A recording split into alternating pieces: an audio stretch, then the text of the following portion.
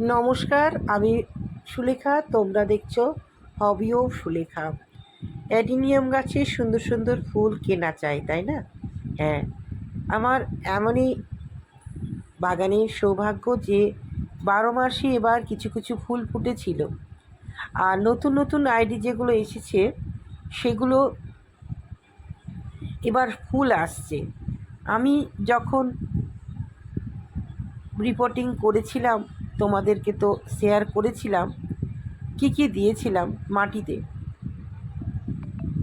কিভাবে পটিং করেছিলাম, সব কিছু কিন্তু সুন্দরভাবে আপডেট তোমাদের দিয়েছি।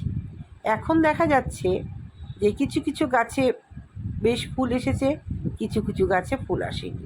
ওয়েদারটা ভীষণই খারাপ, বৃষ্টি বৃষ্টি ওয়েদার।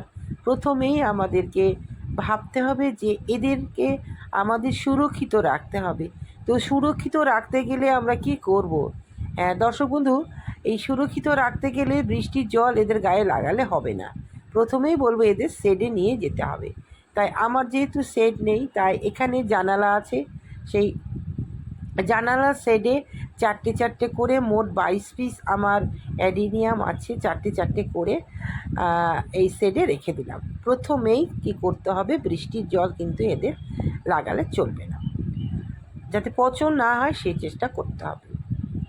দ্বিতীয়ত হচ্ছে এদেরকে যে এদের গোড়ায় যে আগাছাগুলো আছে অবশ্য সেগুলোকে দমন করে দিতে হবে। তৃতীয়ত হচ্ছে এদের যে মাটি আছে, মাটি খুব অল্প আছে, দেখতেই পাচ্ছ কটেক্সগুলো দেখা যাচ্ছে সুন্দর। তাই মাটিগুলোকে একটু নিড়ানি দিয়ে খুশে দিতে হবে, যাতে বাতাসটা খুব সুন্দর চলাচল করতে পারে, শিকড়গুলো যাতে ভালো থাকে।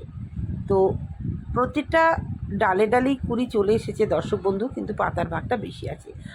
আরও চাই, আরও ফুল চাই। তো আরও ফুল চাইতে গেলে আমাদের একটা খাবার দিতে হবে। সেই খাবারটা কি দেব? হ্যাঁ, এবার তুমি জৈব হিসাবে পেঁয়াজ খোসা যে আছে সেগুলো ভিজিয়ে সে যতটা জল, 1 কাপ জলে 1 কাপ ভালো জল মিশিয়ে দিতে পারো, অথবা কলার খোসা ভিজিয়ে দিতে পারো। এটা তুমি 10 দিন অন্তর দিতেই পারো জৈব হিসাবে। এবার যদি মনে করো যে এটাকে রাসায়নিক হিসাবে প্রয়োগ করবে, সেটাতেও আমার বলার আছে, সেটা আমি বলবই। তার আগে বলি দর্শক বন্ধু, তাহলে শেডে রাখতে হবে, আগাছা দমন করতে হবে। আর কি করতে হবে, অবশ্যই এদেরকে যে পাতা বেরিয়েছে প্রচুর, তার জন্য সন্ধ্যার সময় একটা ইনসেকটিসাইড স্প্রে করে দিতে হবে। ইমিডা ক্লোরোফিট দিতে পারো। এবার দেখো কি সুন্দর সুন্দর ফুল এসেছে। হ্যাঁ, যেগুলো বয়স একটু বেশি, 1.5 বছর 2 বছর, তাদের ফুল কিন্তু বেশ শাখা পোশাখা প্রচুর এসেছে এবং প্রচুর ফুলও হয়েছে। কিন্তু যারা একেবারেই ছোট, এবছর নতুন এসেছে, তাদের কয়েকটা শাখা হয়েছে। আমি দেখো এগুলো একদম ন্যাড়া করে কেটে দিয়েছিলাম, তার সুন্দর একদম গুচ্ছ গুচ্ছ করে পাতাও এসেছে এবং অজস্র কুড়িও এসেছে।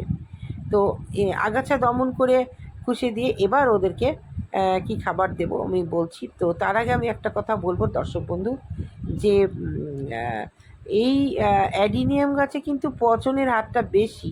তার জন্য আমাদেরকে কিন্তু সব সময় সতর্ক থাকতে হবে। অ্যাডিনিয়াম যে মোটা অংশটাকে তাকে বলা হয় কটেক্স। সেই কটেক্সটা কিন্তু আমাদের দেখতে হবে, মানে হাত দিয়ে দেখতে হবে নরম কিনা। যদি নরম হয় তাহলে তো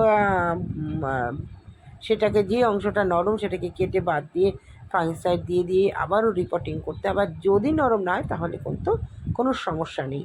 তো আমার যে কটা গাছ আছে প্রত্যেকটাই আমি টিপে টিপে দেখেছি, প্রত্যেকটাই শক্ত, নো প্রবলেম। তাহলে এবার গেল গাছ বাঁচাতে আমাদেরকে কী কী করতে হবে, সেটা তো আমি বলেই দিলাম দর্শক বন্ধু। কী সুন্দর সুন্দর ফুল এসেছে দেখো, পুরো ভায়োলেট কালার, অসাধারণ অসাধারণ। এক একটা গাছে কিন্তু এক এক ধরনের ফুল, কোনো গাছের সঙ্গে কোনো গাছের মিল আমি তো পাই না, তোমরাও পাবে না, কারণ গতবার তো ফুল ফুটেছিল। এবারে নতুন কিছু কিছু নিয়ে এসেছি সরকারদার কাছ থেকে। যতগুলো মোটামুটি অ্যাডেনিয়াম এসেছে, ততগুলো বাগান বিলাসও এসেছে, সব রকমই এসেছে।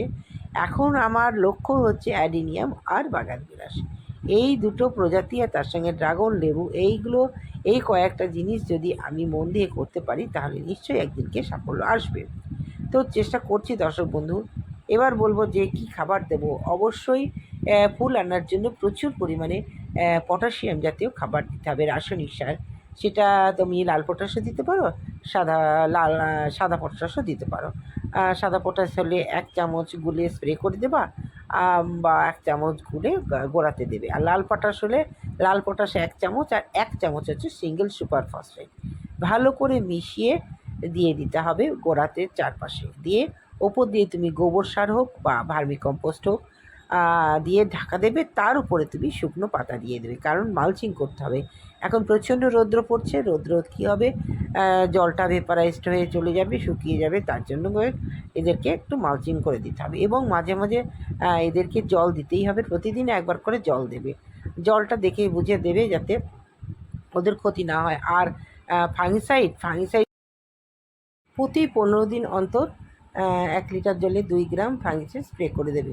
ফাঙ্গিসাইড দুটো কাজ করবে, এক দেহ পচনের হাত থেকে রক্ষা করবে, আর যদি কোনো কুঁড়ি শুকিয়ে যাচ্ছে, পড়ে যাচ্ছে, ফুল ফুটছে না, সেই জাতীয় ফুলের গায়ে ফাঙ্গিসাইড একান্ত দরকার। 2 ধরনের উপকার ফাঙ্গিসাইড করে। তাহলে সব রকম পরিচর্যা তোমাদের আজকে বলে দিলাম।